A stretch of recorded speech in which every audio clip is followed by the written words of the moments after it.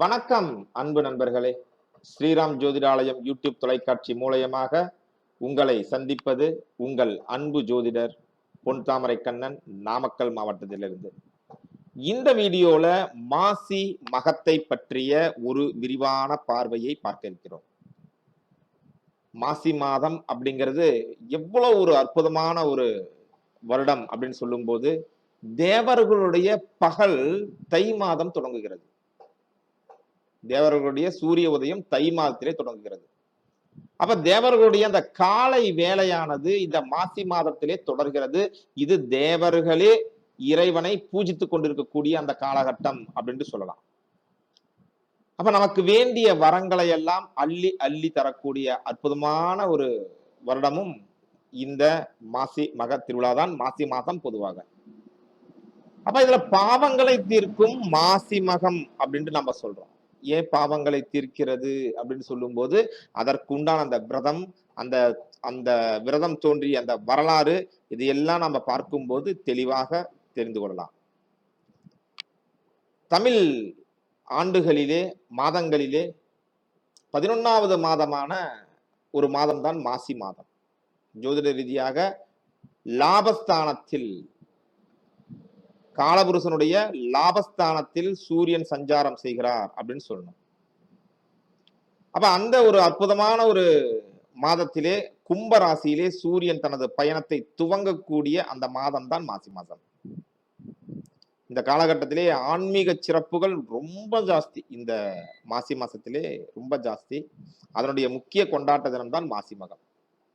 அந்த நாளிலே சந்திரனும் சூரியனுடைய ராசியான சிம்மத்திலே மகம் நட்சத்திரத்திலே இருப்பார். அன்றைய தினம் பௌர்ணமி திதியாக இருக்கும். இந்த நாளானது சூரியன் சந்திரன் இருவரையும் ஒரு சக்தி மிக்க, அது பார்த்தீங்கன்னா கடல் தான் சொல்லுவாங்க. கடல் வந்து பாத்தீங்கன்னா அந்த பௌர்ணமி நாளும் அமாவாசை நாளும் கடல்ல நீராடுவது சிறப்பு அப்படின்னு சொல்லுவாங்க இல்லையா? அந்த அளவில் இந்த பௌர்ணமியானது கடலாடும் விழா என்ற பெயரில் கொண்டாடப்படுகிறது. இன்னைக்கு நாம ஒரு நாள் பயணித்தால் நாட்டினுடைய எந்த மூலையில இருந்தும் கடலுக்கு சென்று விடலாம். ஆனா கொஞ்சம் வருடங்களுக்கு முன்பு வரைக்கும் கூட அதற்கான சாத்தியம் இருக்காது. கடல் அப்படிங்கிற ஒரு விஷயத்த கற்பனை கூட செய்ய முடியாத நபர்கள் எல்லாமே இருந்திருக்கிறார்கள். கடல் இருக்குன்னு கூட யாருக்கு தெரியாம கூட இருந்திருக்கும். ஏன்னா அவ்வளவு தொலைவு. கடலிலே நீராடுவது புனித நீராடல் அப்படிங்கிறது மிகப்பெரிய ஒரு விஷயம். அது அனைவருக்கும் சாத்தியமா அப்படிங்கும் போது இல்லை. அப்ப அந்த குறையை நீக்குவதற்காக இறைவன் ஏற்படுத்தி கொடுத்த அந்த வாய்ப்பு தான் இந்த மாசி மகம். இந்த நாளிலே அருகிலே இருக்கக்கூடிய ஆறு, குளம் ஆகிய அனைத்து இடங்களிலுமே அந்த புண்ணிய நதியான கங்கை கலந்திருப்பதாக ஐதீகம். மாசி மகத்தன்று புனித நீராடுவது அப்படிங்கிறது 7 ஜென்ம பாவங்களையும் போக்கும் அப்படின்னுட்டு அடிச்சு சொல்றாங்க நம்ம பெரியவங்கலாம். இந்த மாசி மக நாளை நாம் அனைவருமே நம்ம பக்கத்துல இருக்கக்கூடிய ஏதாவது ஒரு புண்ணிய சேத்திரத்துக்கு செல்ல வேண்டும். அங்கே இருக்கக்கூடிய திருக்குளத்திலோ பக்கத்திலே இருக்கக்கூடிய அந்த நதி, அது எந்த நதியாக இருக்கட்டும், அந்த நதியிலே சென்று நாம் நீராடி நாம இந்த கடலிலே குளித்த அந்த புண்ணியத்தை அடையலாம்.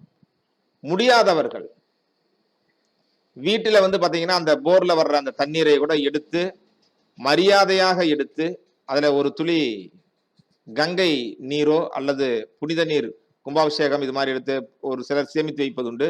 அதிலே இருக்கக்கூடிய ஒரு துளியோ நாம் அதுக்குள்ளார விட்டு கங்கையாகவே பாவித்து குளிக்க வேண்டும்.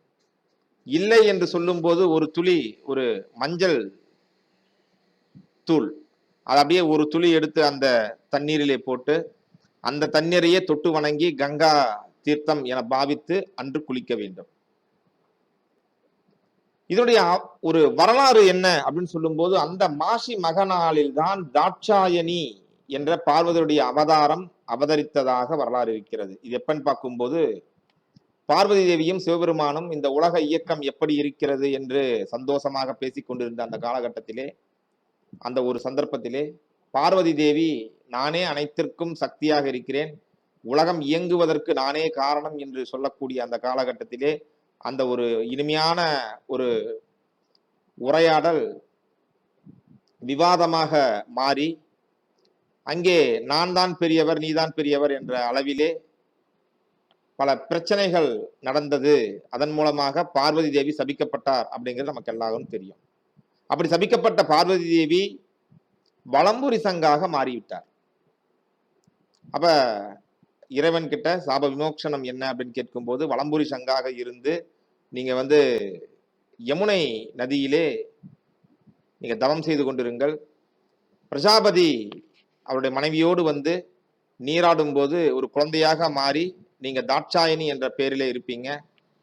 அதற்கு பின்னாடி உங்களை நாம திரும்பவும் திருமணம் செய்து கொள்கிறோம் அப்படின்னு சொல்லிட்டு வாக்கு கொடுக்கிறார்.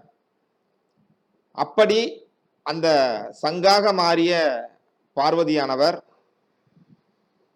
ஒரு தாமரையின் மீது தவம் இருக்கும் பொழுது இந்த தட்ச பிரஜாபதியினுடைய மனைவியின் கையிலே குழந்தையாக மாறி அவதரித்த அந்த திருநாள் தான் மாசி மகம். அப்ப ஒரு பார்வதி தேவிக்கே அந்த சாப விமோசனத்தை அளித்த இந்த நாள் எவ்வளவு ஒரு அற்புதமான நாளாக இருக்கும். வருணன் நீர் அப்படின்னு சொன்னாலே ஒரு யாகம் செய்தால் கூட அங்கே வருண கலசம் அப்படிங்கிறத வைத்துத்தான் நாங்கள் செய்கிறோம். அந்த வருணனுக்கே ஒரு சில சந்தர்ப்பங்களிலே பிரம்மகஸ்தி தோஷம் பிடிக்கிறது. அப்படி பாதிக்கப்பட்ட வருண பகவான் கடலில் மூழ்கி வெளியே வர்றதுக்கு நன்னீராக வெளியே வர்றதுக்கு வாய்ப்பில்லாமல் கிடந்தார். இந்த தோஷத்திலிருந்து விடுபட சிவபெருமானை வணங்கி நின்றார். வருணனுக்கு மனமிறங்கிய சிவபெருமான் அவருக்கு அருள் செய்கிறார். அந்த வருணனுக்கு அருள் செய்த அந்த நாள் தான் இந்த மாசி மகம் என்று கூறப்படுகிறது. வருண பகவான் தோஷ நிவர்த்தி பெற்ற பின்னால் அவர் சொல்லுகிறார், அவர் தோஷ நிவர்த்தி பெற்ற உடனே வருணனே ஒரு தீர்த்தமாக மாறிவிடுகிறார், புண்ணிய ஜலமாக மாறிவிடுகிறார். அப்ப இந்த நாளிலே புனித நீராடும் நபர்களுடைய பாவங்களை போக்கி அருள வேண்டும் அப்படின்ட்டு வருண பகவான் சிவபெருமான் கிட்ட கேட்டுக்கிறாங்க. அப்ப சிவபெருமான் என்ன பண்றாரு, அப்படியே நடக்கட்டும் அப்படின்னு சொல்றாரு. அப்ப சிவபெருமானுடைய வாக்குக்கு இணங்க இந்த மாசி மக திருநாளன்று உணர்வோடு அந்த புனித நீராடுகிறோம் என்ற உணர்வோடு நீராடக்கூடிய அனைத்து நபர்களுடைய பாவங்களையும் சிவபெருமான் நீக்கி அருள்கிறார் அப்படின்னு நம்ம சொல்லணும். அப்ப மாசி மகத்தன்று யாரை வழிபடலாம்? நம்ம நீராடி விட்டோம், யாரை வழிபடலாம் அப்படின்னா மாசி மகத்தன்று சிவபெருமானையும் விஷ்ணுவையும் வழிபடுவது சிறந்தது. சிவன், விஷ்ணு, பிரம்மா 3 பேரும் இணைந்து இருக்கக்கூடிய ஸ்தலங்களுக்கு சென்று வழிபடுவது மிக மிக சிறப்பு. இந்த மாதிரியான ஸ்தலங்கள் மிக குறைவாகவே இருக்கிறது. அடியேன் இருக்கக்கூடிய ஊரின் மிக அருகிலே இந்த சிறப்பு பெற்ற ஒரு ஸ்தலம் இருக்கிறது, கொடுமுடி. இந்த கொடுமுடியிலே மகுடேஸ்வர சுவாமி சந்நிதியும் விஷ்ணுவுக்கு மிக பழமையான கோயிலுங்க இதெல்லாம். அங்க பிரம்மா பாத்தீங்கன்னா தனி கோபுரம் இல்லாமல் 4000 ஆண்டு பழமையான ஒரு வன்னி மரத்தடியிலே பிரம்மா இருக்கிறார். இப்ப பிரம்மா, சிவா, விஷ்ணு 3 பேரும் இணைந்த இந்த தலத்திற்கு வணங்குவது மிகச் சிறப்பு. திரிமூர்த்தி மலை என்றொரு பகுதி இருக்கிறது, பழனியில இருந்து ஒரு 30 கிலோமீட்டர். அந்த திரிமூர்த்தி மலையிலே 3 கடவுள்களும் இருக்கிறார்கள். காலம் காலமாக மிக பழமையான வரலாற்று புராணம் மிக்க ஒரு கோவில் அது. இந்த இடங்களுக்கெல்லாம் சென்று புனித நீராடி வழிபடுவது மிகவும் மேன்மையை தரும். அடுத்தது நமக்கு அதற்கான வாய்ப்பு கிடைக்கவில்லை அப்படின்னு சொல்லும் போது, சிவனுக்கு பாடம் கற்பித்த, விஷ்ணுவுக்கு மிகவும் பிரியமான, பிரம்மனுக்கு ஓங்காரத்தை உபதேசித்த, மூவரும் இணைந்த ரூபமாக கருதப்படும் அந்த முருகப்பெருமானை மாசி மக திருநாள் அன்று வழிபடுவதும் தோஷங்களை நீக்கும். அதே மாசி மக தினத்திலே சிவனை வழிபடும் பொழுது, சிவனை மட்டும் வழிபடும் போது கூடவே சேர்த்து சந்திர மௌலீஸ்வரன் என்ற பெயரிலே சந்திரனையும் சேர்த்து சிவனோடு வழிபாடு செய்தால் நமது புத்தியில் செயல்பாட்டின் காரணமாக சந்திரனுடைய பாதிப்பு நமக்கு இருக்கு அப்படின்னு சொல்லும்போது புத்தி செயல்பாடு குறைவாக இருக்கும், தடுமாற்றம் இருக்கும். யாருக்கெல்லாம் தடுமாற்றமான மனம் இருக்கிறதோ அவர்களெல்லாம் சந்திரமௌலீஸ்வரன் அப்படிங்கிற பெயரிலே சிவனோடு சேர்ந்து நம்முடைய சந்திரனையும் வழிபாடு செய்யும் பொழுது அந்த நாளிலே தியானம் சார்ந்த வழியிலே அந்த வழிபாட்டை செய்யும் பொழுது மிகச்சிறந்த அளவிலே அந்த மன தடுமாற்றம் நீங்கும். அப்ப நம்ம புண்ணியத்தை அடைந்தாயிற்று, அடுத்து வரத்தையும் பெற்றாயிற்று. இந்த மாசி மகத்தன்று வேறு ஏதேனும் செய்யலாமா அப்படின்னு சொல்லும் பொழுது தர்ப்பணம் செய்யலாம். நமது முன்னோர்களை வணங்கக்கூடிய அந்த தர்ப்பணம் என்று சொல்லக்கூடிய அதை நாம அன்னைக்கு பண்ணலாம். இந்த மாசி மகமானது இறை வழிபாட்டிற்கு மட்டும் இல்லைங்க, பித்ரு வழிபாட்டிற்கும் தர்ப்பணம் கொடுப்பதற்கும் ஒரு உகந்த நாள் தான்.